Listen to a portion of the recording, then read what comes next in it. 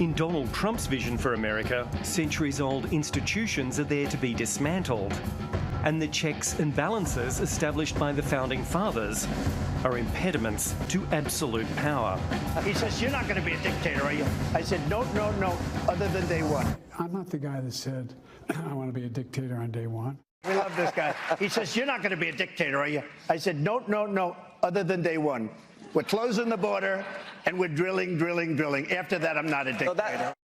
It's about to be a bloodbath if he loses.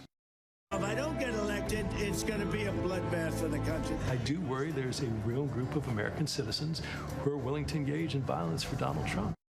100% tariff on every single car that comes across the line, and you're not going to be able to sell those cars. If I get elected, now if I don't get elected, it's going to be a bloodbath.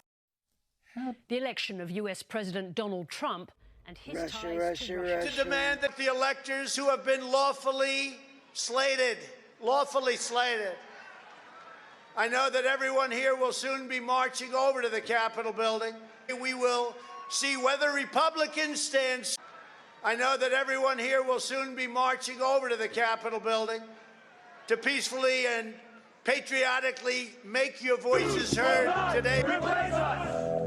Jews will not replace us! They were there to protest, excuse me, you take a look the night before, they were there to protest the taking down of the statue of Robert E. Lee. Changing history, you're changing culture. You also had people that were very fine people on both sides. Robert E. Lee. You will not replace us! This was that night.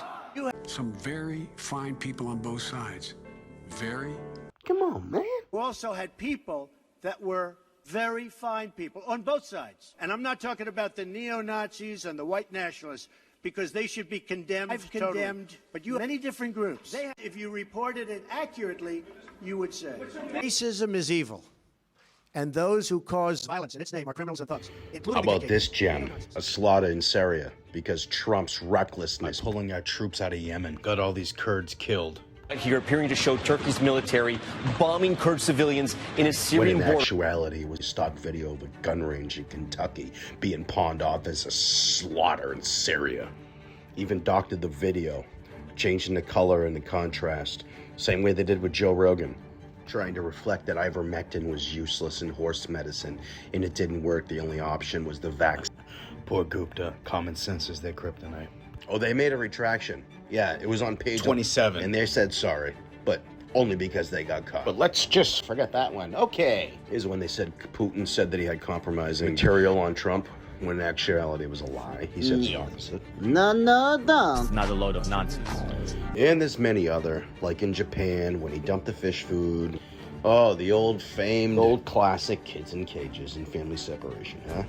I'm trying to pawn that off as Trump, too, but in actuality, Obama built those cages back in 2008, with Biden by his side. Not to mention when Biden let them all in, they were stacked up top of each other 10 times. Cameras weren't even allowed to go there, but that was okay. Coming to a town in an apartment complex near you, look.